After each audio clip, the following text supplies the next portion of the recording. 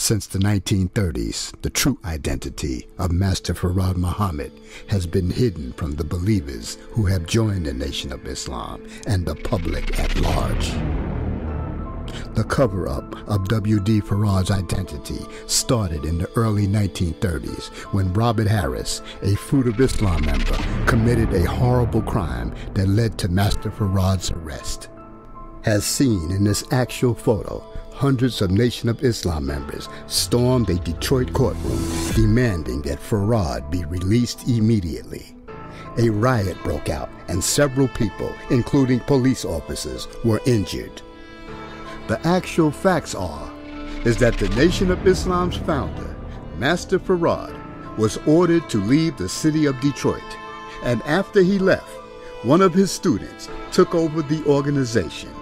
His name was Elijah Muhammad.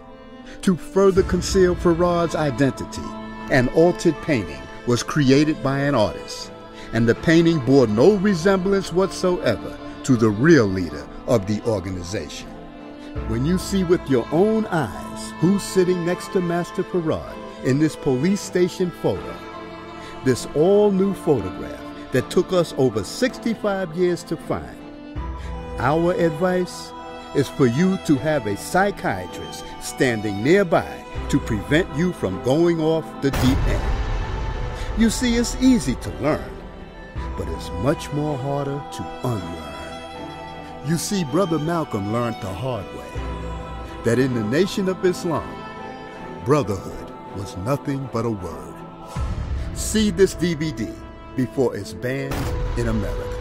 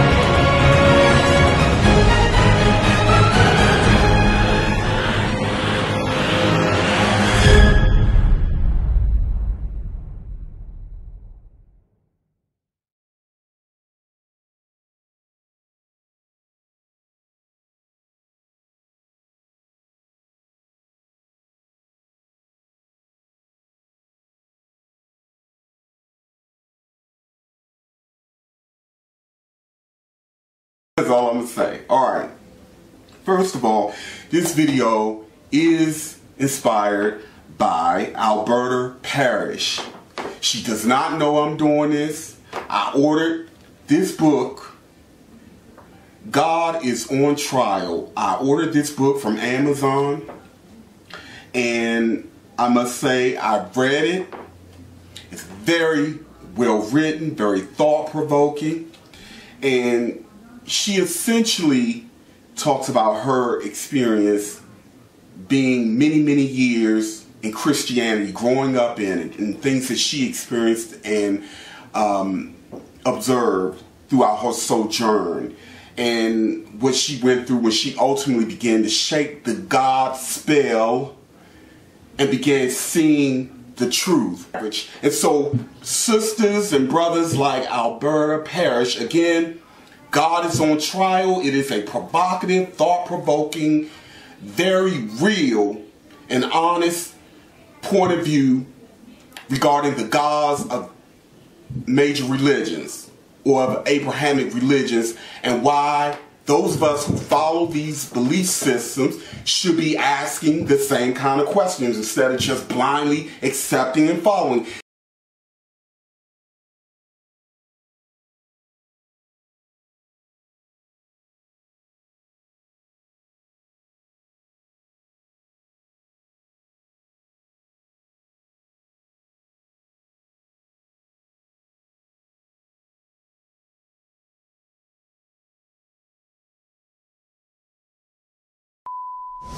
Operation Exodus, Mississippi. What is OEM? It is the only real solution for descendants of slaves born in America. The original Mississippi campaign. Anything else is fraud and will not work. It is the process of bringing into reality the promised land that Dr. Martin Luther King Jr. spoke of.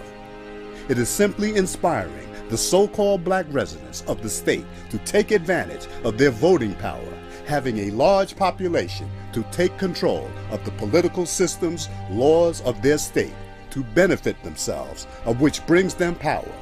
Power they never had before. OEM has nothing to do with religious, personal, or political beliefs.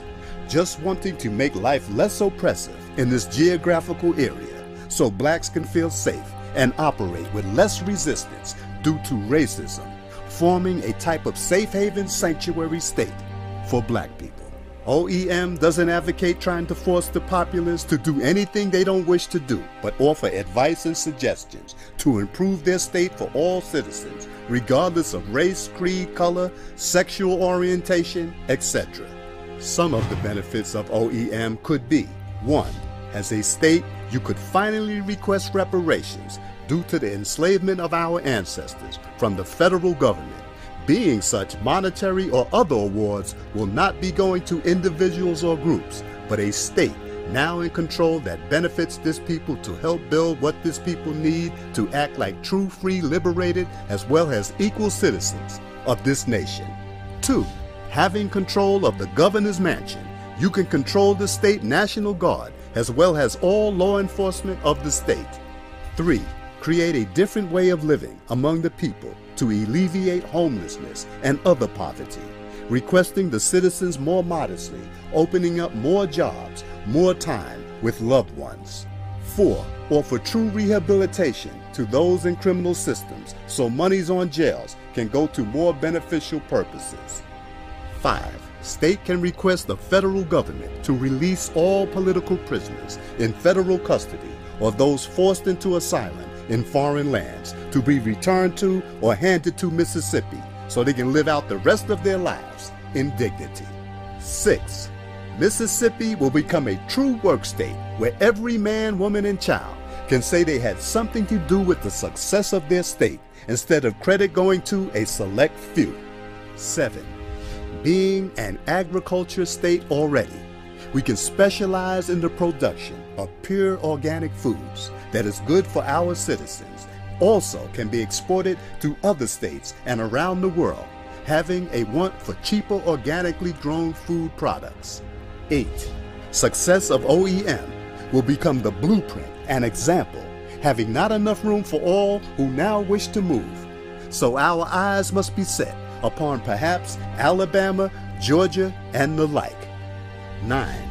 A state can function independently from the federal government, forming relations and deals in foreign lands like Africa to benefit the state and nation. The so-called black people of America have never had true power that others respect. But by doing this, we will get the respect and power we have never experienced, and the doors that will open due to just taking control of your life, we can't imagine. Please be reminded, if not for the domestic terrorism targeting black people of the South and the federal government refusing to protect its citizens, forcing them to flee, this OEM campaign probably would have been made a reality generations ago.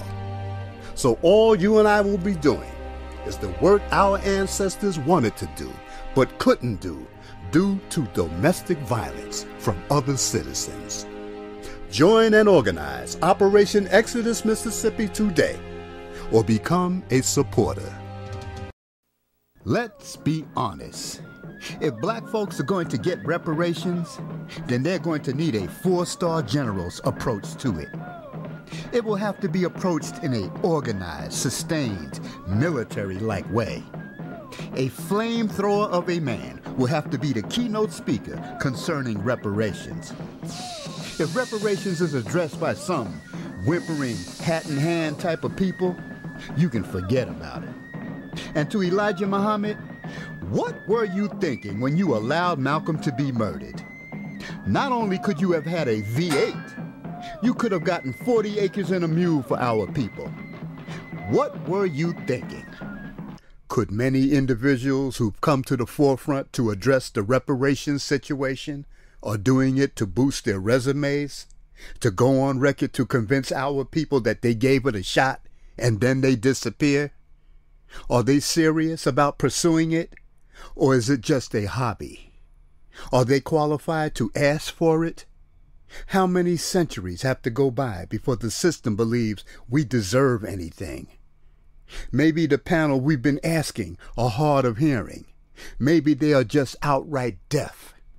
Brother Malcolm would have been the perfect man to go into the United Nations to pressure the power structure to give us reparations. But he's no longer with us, and his brothers who helped stop him haven't picked up the tab. They weren't serious. If reparations is going to be addressed, then a serious individual like this brother named Taalik Ibn'rad should be sent to the UN to speak before the General Assembly. Taalik has the qualifications to be taken serious. He's been consistent in his seriousness. He's a man that's not going to go into the UN and bite his tongue. He's going to express how he really feels. He won't modify his delivery. He won't flip the script, buck, bow, smile, and beguile. He'll let the power structure know how black people really feel and why they need restoration for the mental and spiritual destruction done to all of us. Go get him, wake him up in the middle of the night, and bring him to New York. He'll come in a clean but wrinkled undershirt with a loose-fitting collar. He might come in a robe, maybe in a suit. He might drive a truck to the UN. But you can rest assured, Taalik will be coming as himself. And once the world hears him, the fight for what black folks need will be over. It doesn't matter if Taalik is the opening or the keynote speaker. All you have to do is hear him, and you'll be hooked. What? Meet you at the old Autobahn so we can rally up and organize the people? Haven't you heard that place is always closed? The old ones in the power structure vowed that they would never again give the people that kind of space to assemble. They are scared of Malcolm's ghost now returning to the crime scene. That's why that place is always closed.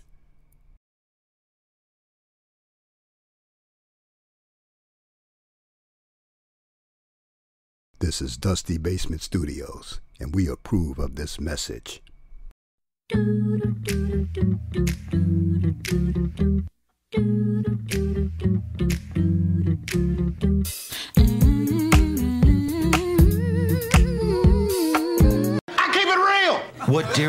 keeps it real like that.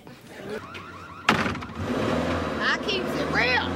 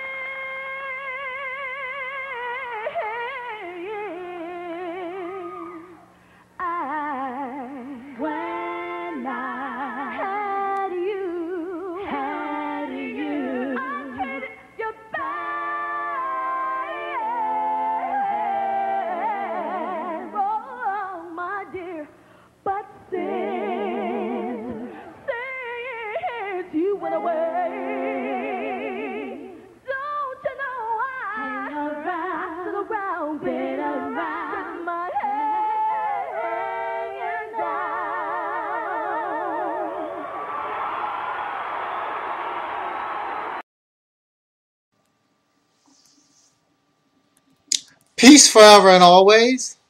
Angel Snub 7 in the house. I just wanted to make this video real quick, a short, brief commentary. Something that grinds my gears. I first want to start off with the positive. And the positive is that I received a couple of texts and emails because people know that I have a love for these sisters here called In Vogue. I'm not a fanatic. There's a difference between being a fanatic and just admiring somebody because of their talent. And that's all that is here. I don't live and breathe, and I don't need In Vogue all over my house and listen to In Vogue music all day. And I think there's some kind of God and I worship that.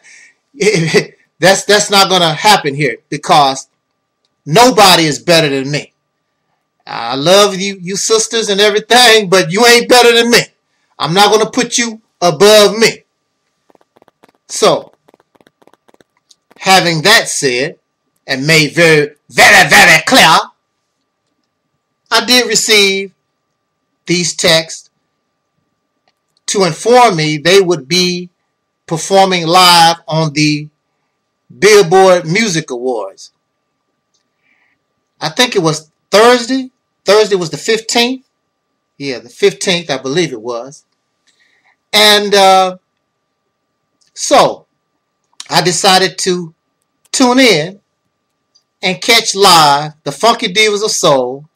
In this case, Rona, Cindy, and Terry. Of course, you know I love my Terry. So I'm waiting. Now, I really don't watch TV, and I don't listen to music, the radio like I used to. I don't know these people that's here on the Billboard Music Awards. I'm trying to listen. Every generation has their music. And I'm trying my best to understand. I just don't get it. It's a lot of rap stuff and neo whatever. I don't know what the stuff is. I'm listening to these new artists, and they're just not. I just can't do it. I can't get into them. So I'm waiting for In Vogue. I believe the program started at 7. And I'm waiting for In Vogue. I thought they would put them in the middle somewhere. In Vogue did not appear until the very end. And at first, I was sort of upset, disappointed that they would put these icons, because In Vogue is an icon, 30 years in the business, still going strong. They own the 220 Billboard Music Awards and still out here making a name for themselves. And many of these groups from the 1990s, you don't hear too much from them anymore. You still have Belle Biv DeVoe. You have Boyz II Men and SWV. You have a few still out here, but I don't think none of them is as strong as En Vogue. So Rona, Cindy, and Terry, they come out their last, and they do their thing. And what I want to say is, congratulations, wonderful performance, and they shown and should be an example to younger people. These younger people can't dance. They don't have any rhythm. They depend on strange looking clothes and tattoos and body piercings and any kind of wacky type of, that's not entertainment. That's not creativity. And the music was supposed to be music. It has no message. It has no, even the love songs. I'm listening to John Legend and he lost his child or whatever. It sounds so, don't have any soul. Don't have any soul. It's just like, I'm just doing this for the sake of doing it because I'm upset. It's not coming from the soul.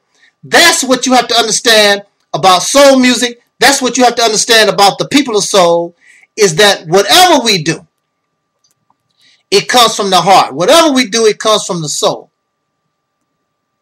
And you have to reach deep down inside and connect to that rhythm. And that rhythm is that which just gives us life. This is why we have been able to tolerate and actually have become comfortable in our oppression, which is good and bad, because we should not want to be comfortable in our oppression. But it was that energy, that being able to connect to ourselves, being able to connect to life, that's what made us able to survive the horrors, the injustices, the wicked, evil things that have happened to us and continue to happen to us in this nation going on 500 years. So congratulations to En Vogue. You showed those youngsters how it's supposed to be done. The dance, the vocals, the showmanship. And I would hope that the youngsters not take this as a diss, but a learning experience to look deeper into yourself. But see, we live in a country where it does not feed the soul. It takes away. You're living, and we live, like they say in religion, live in the valley of the shadow of death.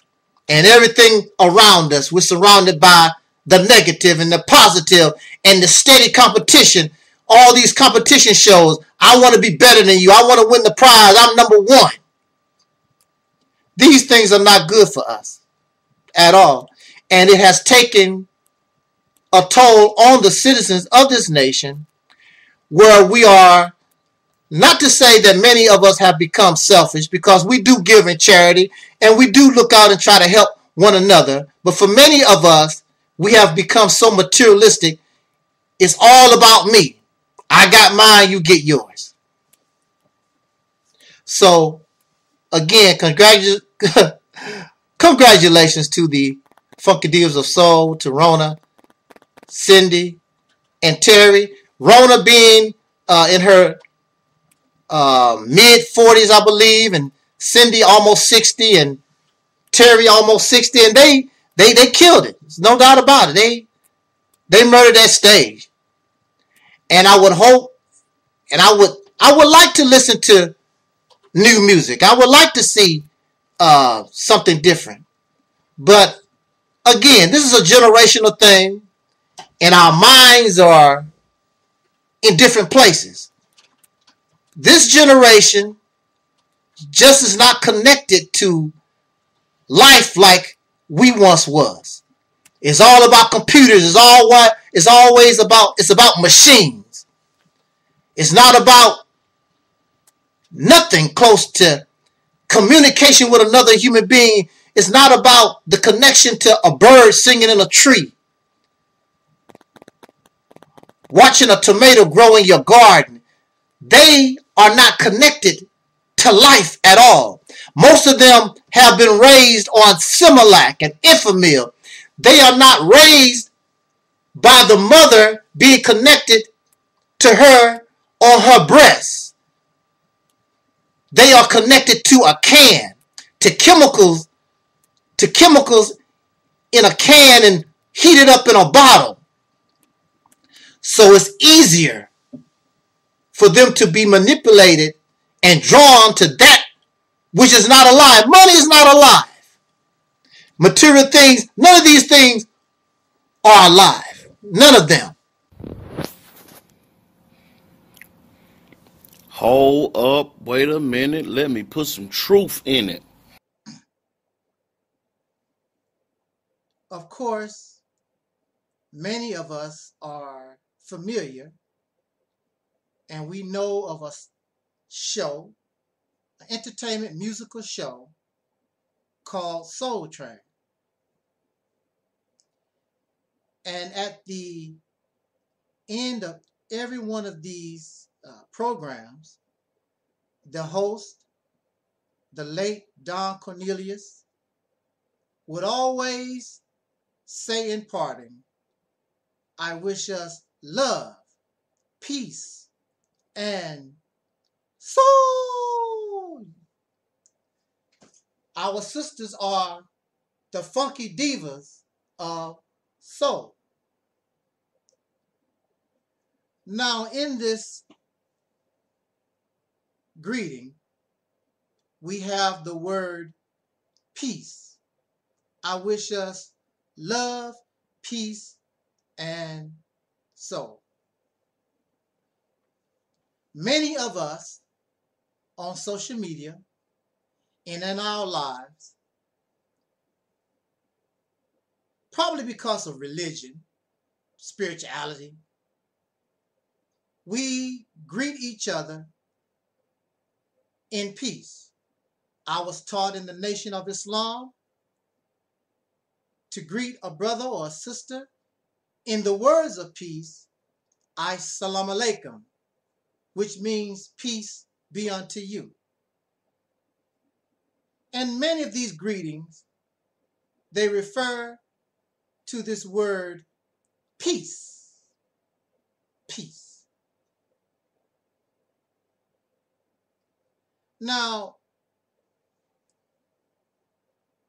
I have a problem, not with the word peace, but our hypocrisy behind the word. We use the word to hide who we really are.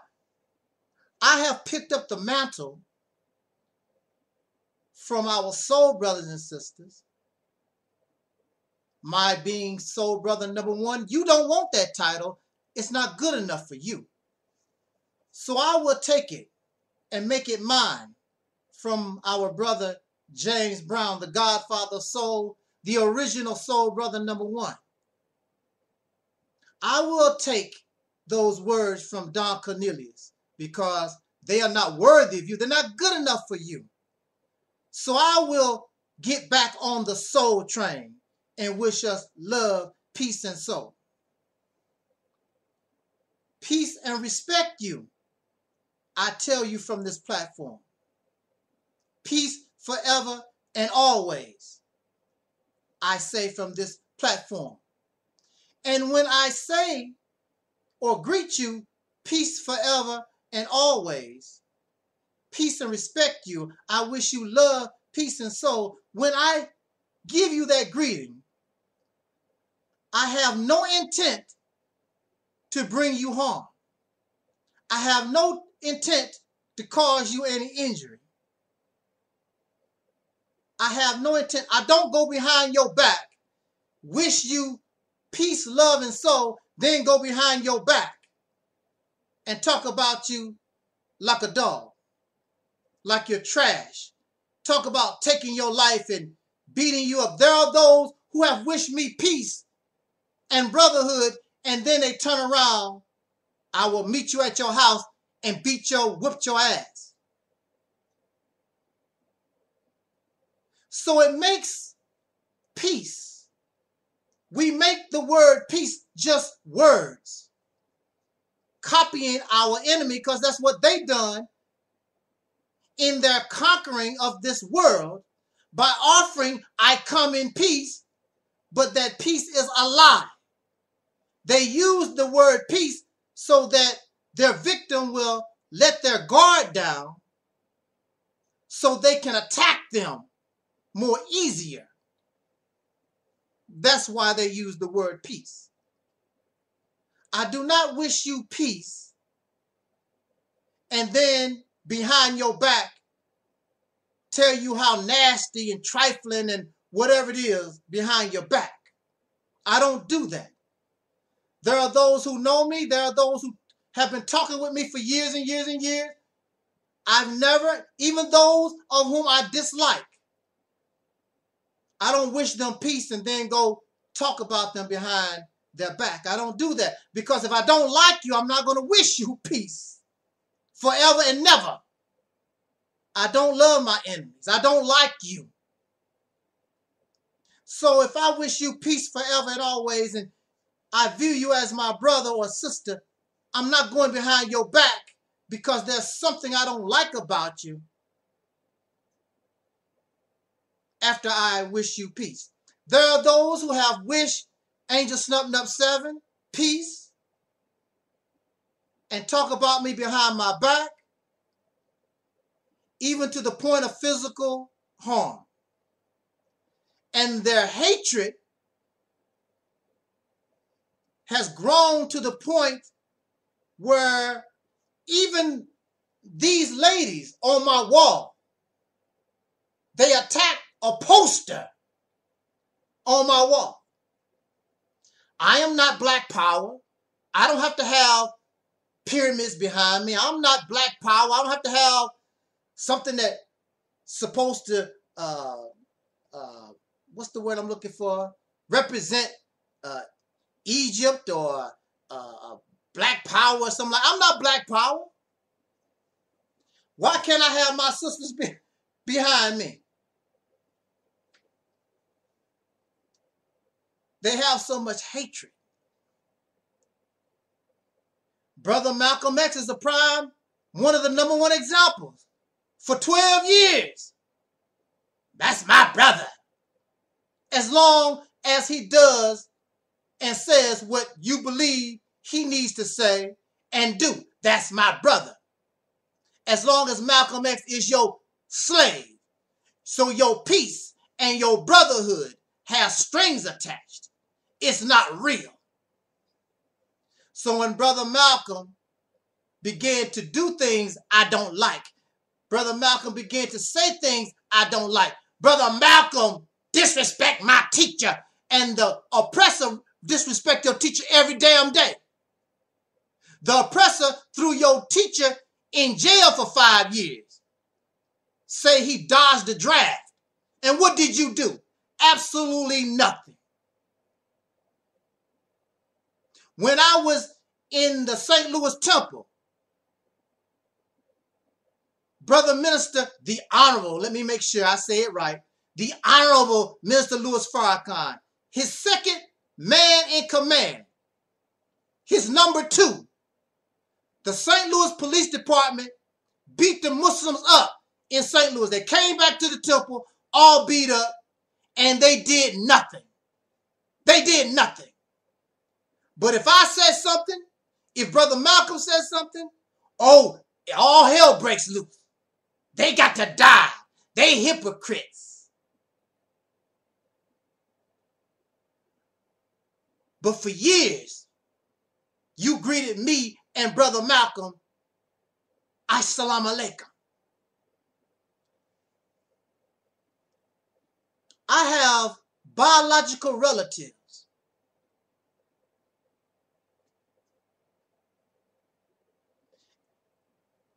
and you call them family.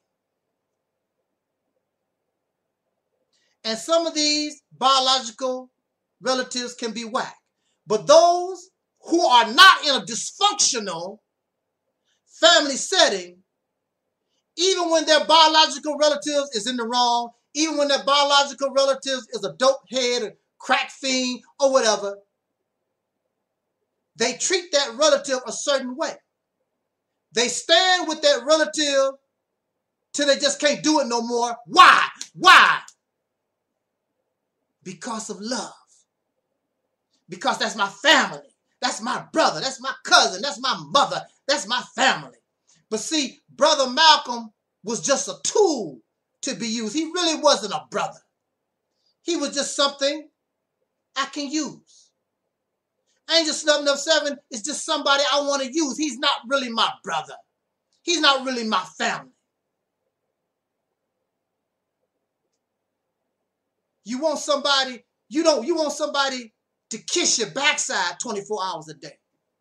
Family is different. You cannot expect all family members to be the same. If your family is not dysfunctional, you will see them and all their dysfunction, but the dysfunction is under control because love makes it under control. But there's no love in our families, not no real love. We want to use people. You won the lottery. You didn't give me no money. I don't like the fact you had a baby by so-and-so. And the list goes on and on. There is no character. There is no integrity. There is no honesty. It's all perpetrating a fraud.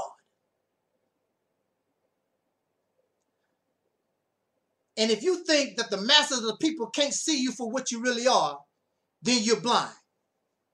The masses of the people, I'm so happy that they are smart enough to ignore Hebrew Israelites and Comedics and foundational Black Americans and all this other nonsense that we got going, Nation of Islam. It's 40 million in this country. And you say they don't listen to Snup 7, they're not listening to you either. You should be getting millions and millions of views, but you don't. Because the majority of the masses of the people are smart enough to ignore your happy ass. They see y'all ain't you a bunch of fakes and frauds. I applaud them. You want to attack In Vogue because In Vogue don't support none of your happy ass. Not interested. You can't connect with them. You have no connection with them because you own your own plantation. The only thing you want is slaves for your plantation. Just like the oppressor. You don't mean nobody no good. A bunch of vultures preying on the innocent. A bunch of scavengers eating from the dead. That's all they are. So these greetings of peace, assalamu alaikum and blah, blah, blah. Black Power family, you ain't no part of no family. They don't give a damn about you. Get sick and you need your bills paid and find out where your family at. Where your help at. People ain't your family. Natural Tahuti from the Sonetta channel laying in prison. Ain't nobody helping him. He's forgotten. Once they use you, they throw you away like toilet paper. I wish you love, peace, and soul because that's what I mean. I'm not going behind your back and talk about you. And if you're my brother and sister, and even though we disagree, I'm not going to get angry at you. You need to die and invoke this and attack a post on the wall and all this old crazy stuff.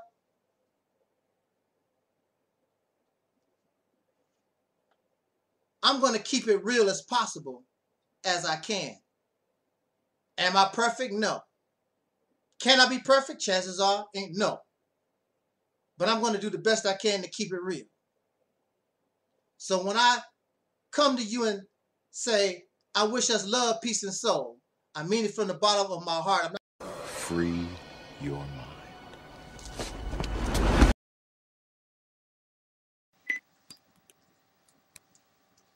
Prior to, I believe it was February, March of 2018, prior to the presentation of what we now know of as Operation Exodus Mississippi, or simply the Mississippi Campaign. Prior to the Mississippi Campaign, I would, and I still do, critique many persons. It is not personal, but many take it as personal. I critique the realistic value of your solution. I was just listening to the Baba Rashan Delay. Many of you may know who that is. He is a very popular YouTuber, content creator here on this medium called YouTube, and perhaps Facebook and other places. I remember when he had only 50 subscribers, and I would share his videos on my channel, and I would share his videos on my Facebook. I would share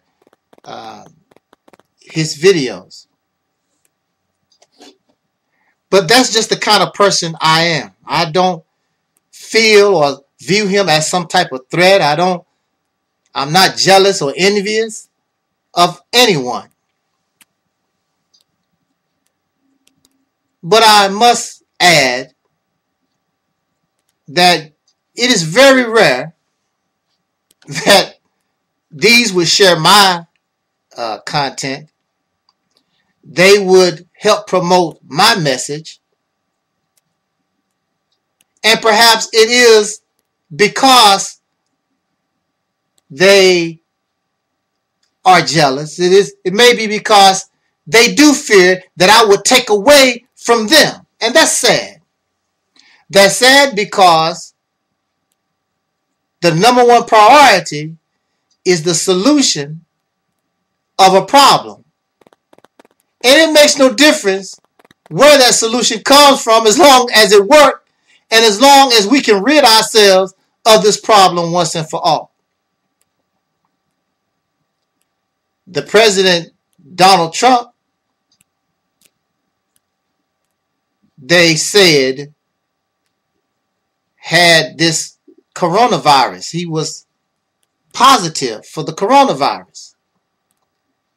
And actually they gave him experimental drugs because the intent is we are willing to try so that this man can be healthy so that he can do his job.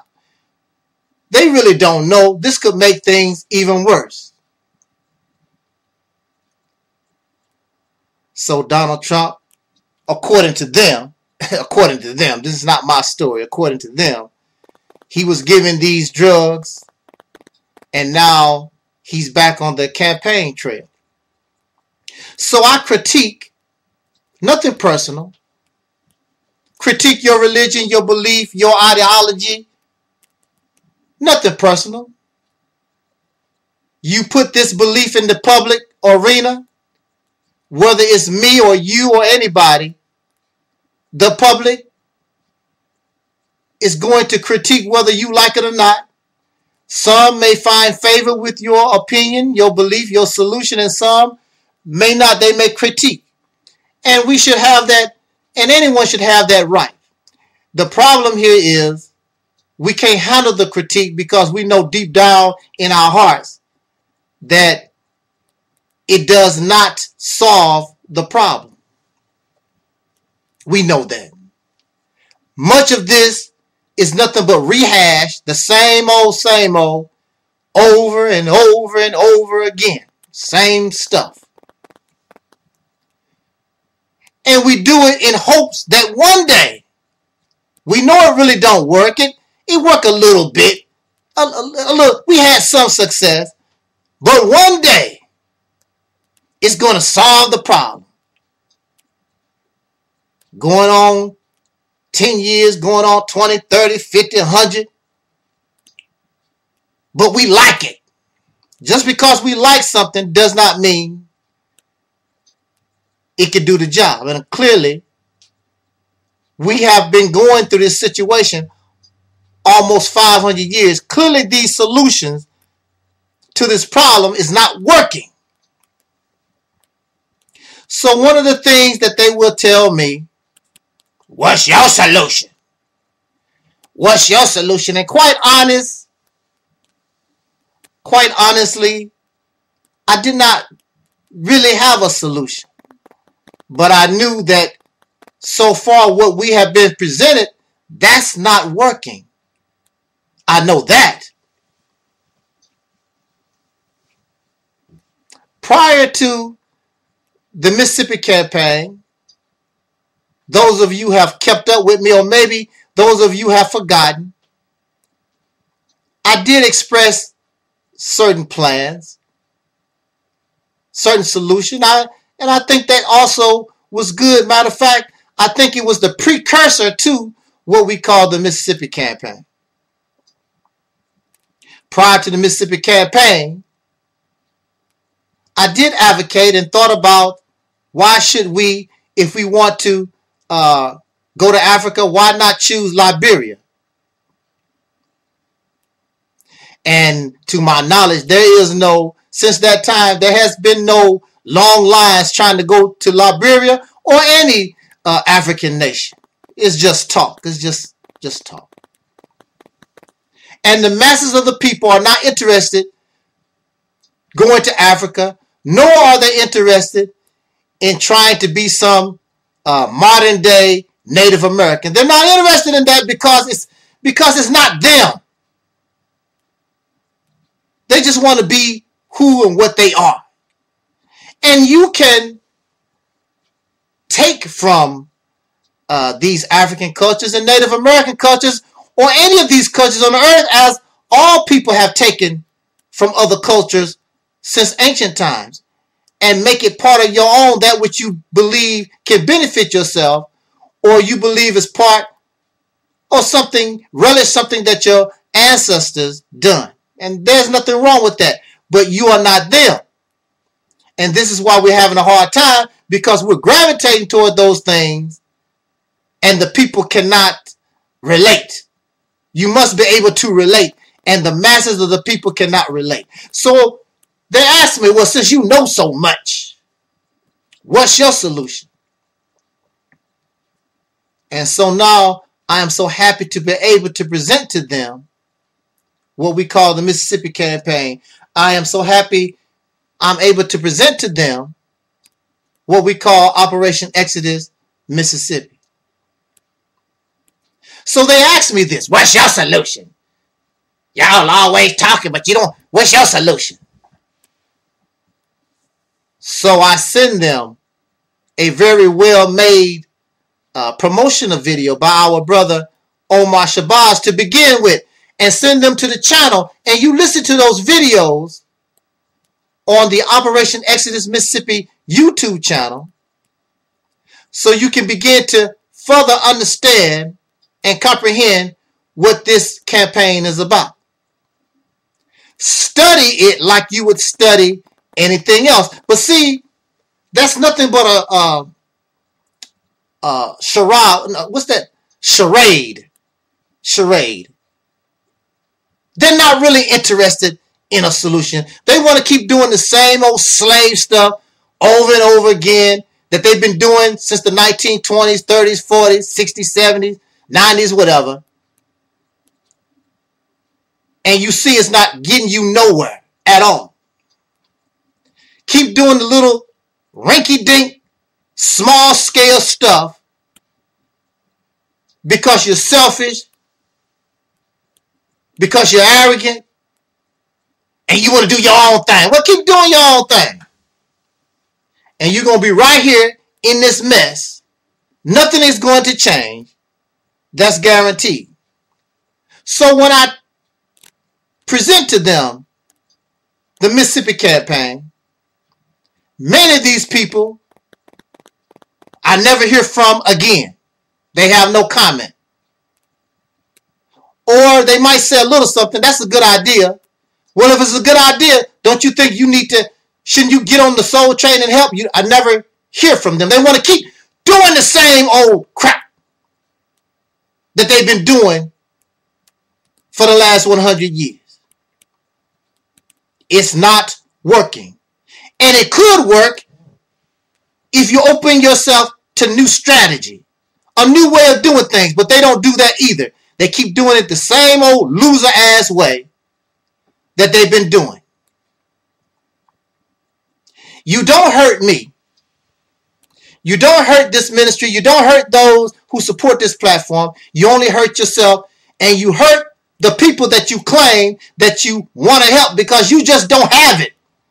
You don't have the solution. The solution and the foundation is the Mississippi campaign. It's the most realistic option that we have. It's the best solution, the most realistic option that we have. And deep down in these people's hearts, they know it. I get emails.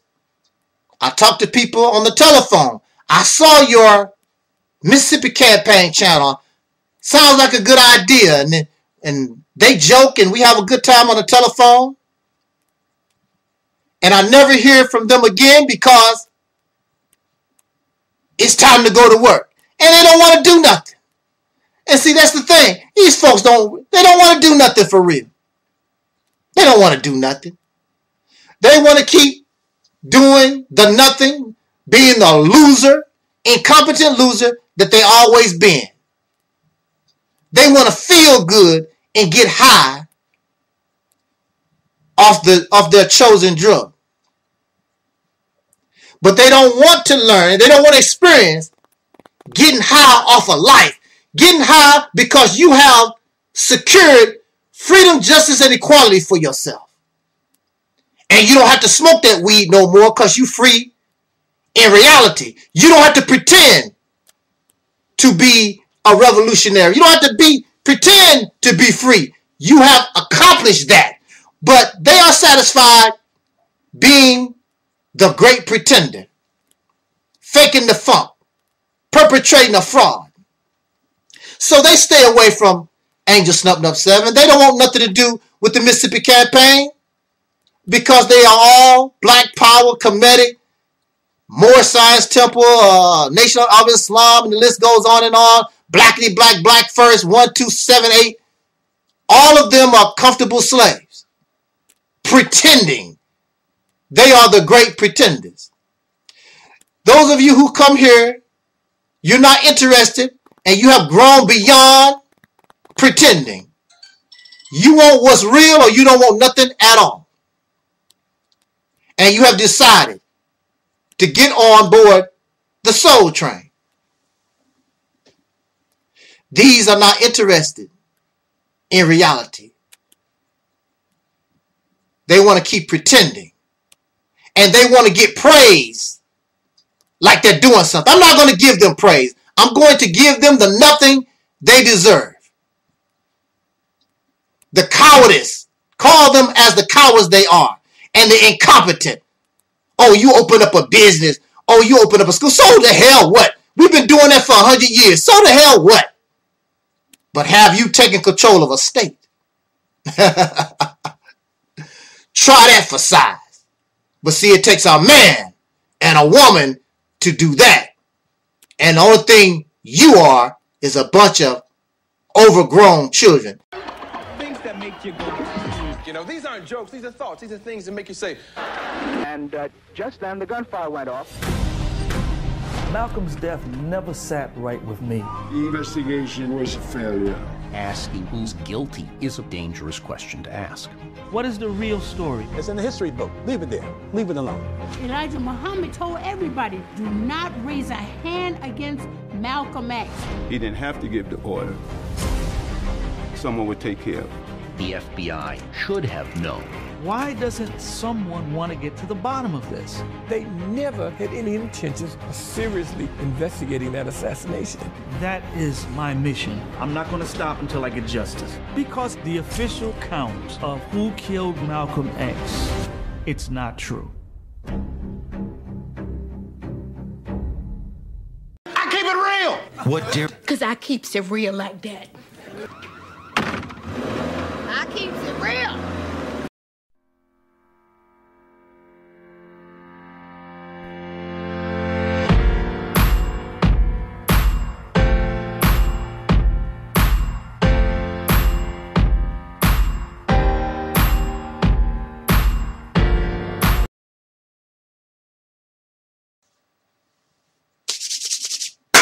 Oh, okay. Now you know, when I start off that way, it's something that grinds my gears. Now, how we want to start this off? Well, one of the things that you might hear in the black conscious community, black first, all this blackity black stuff, you will hear them say that prior to the evil, wicked white man, these Europeans, you will hear them teach that this black man, black people, Africans, melanated people, whatever, prior to the European, they were living some type of utopia. It was all holy and righteous type people. This is what they teach. Some of them go back as far as 666 trillion years ago. To my knowledge, there's no geologist, there's nobody who studies the earth that have determined the earth itself to be 666 trillion years old. The best I ever read was almost 6 billion years old. That's the oldest I ever heard. At least to say 666 trillion years ago. Now, according to recorded history that we know of, there is nothing in recorded history that suggests this is true. Nothing in recorded history. And there certainly is no example in 2020 of any group or nation of black people, regardless to whether they are African or from the islands, wherever you may find them, that they exhibit this docile, holy, and righteous type behavior. We don't see this. So for me, until proven otherwise, it's a fairy tale lie. It's a lie that we like to tell ourselves. Because we want to make the white man look as bad as possible, like we are angels, and we're not angels. Just because a person have been, there has been a crime made against them, does not make them holy and righteous. You can have a woman abused by her husband, and it is, of course, wrong for her husband to beat up on her and abuse her. But we don't know that she abused the children. She steals from her job. She's been guilty of DUI. I don't know how many times. She's not holy and righteous.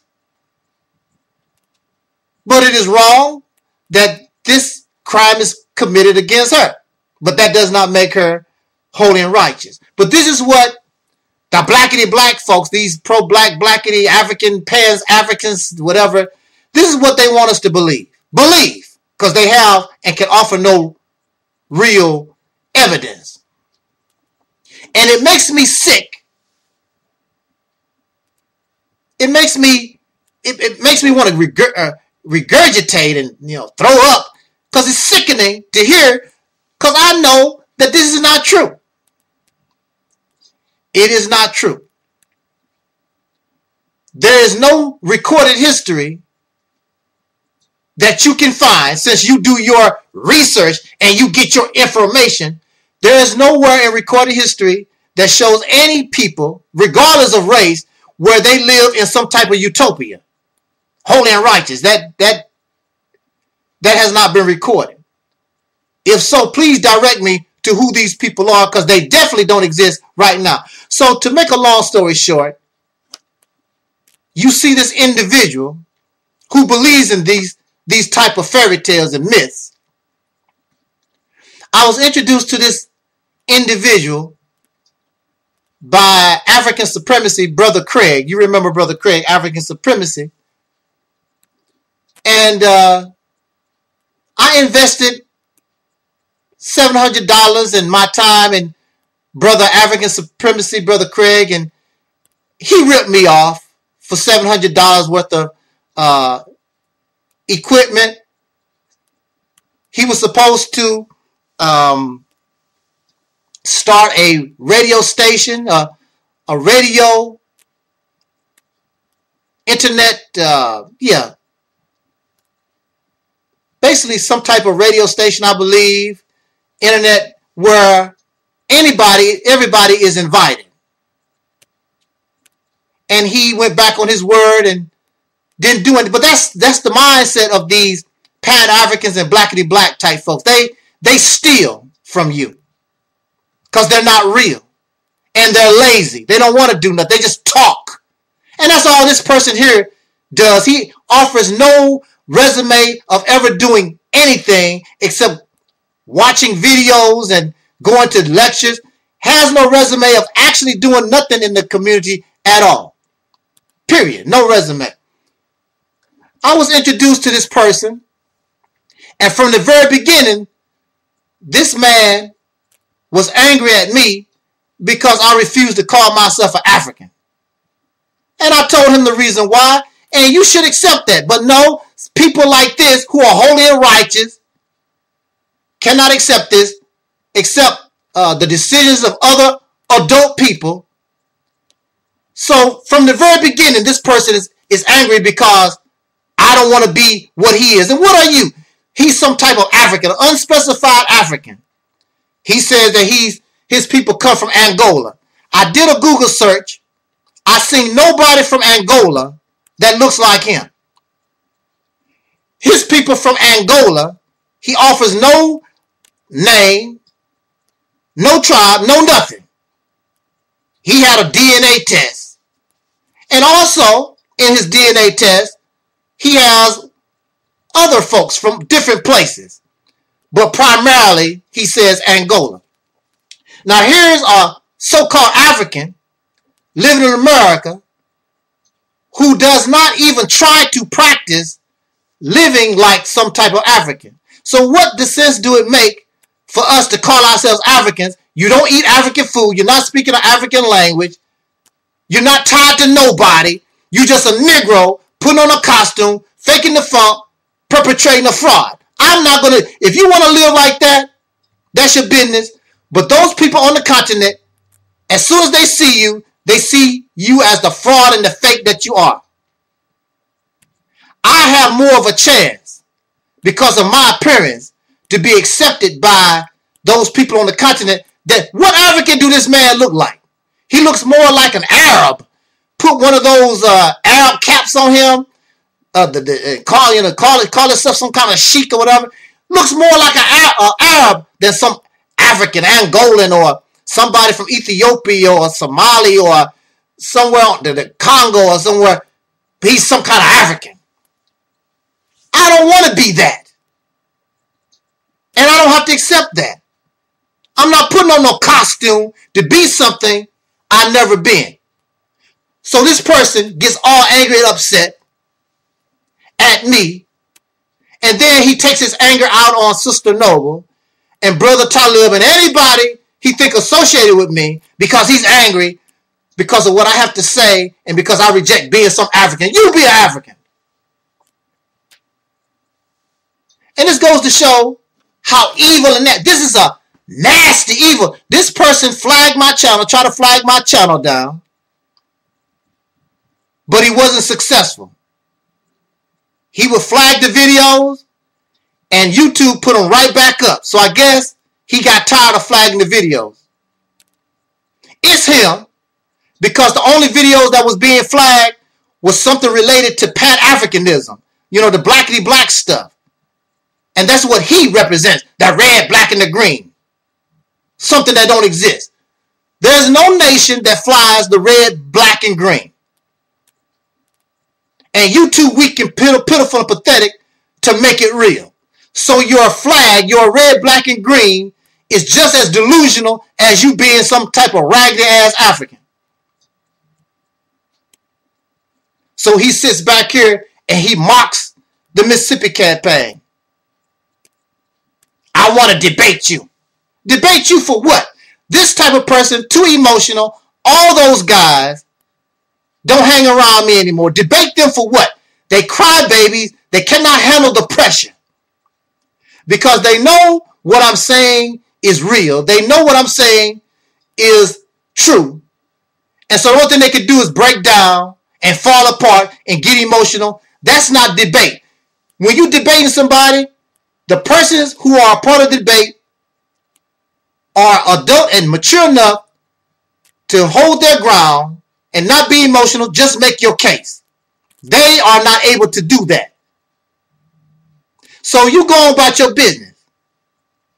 And because he flagged this channel, because of his nasty, wicked, evil mind, he is banned from Reality's temple. I want nothing to do with this person.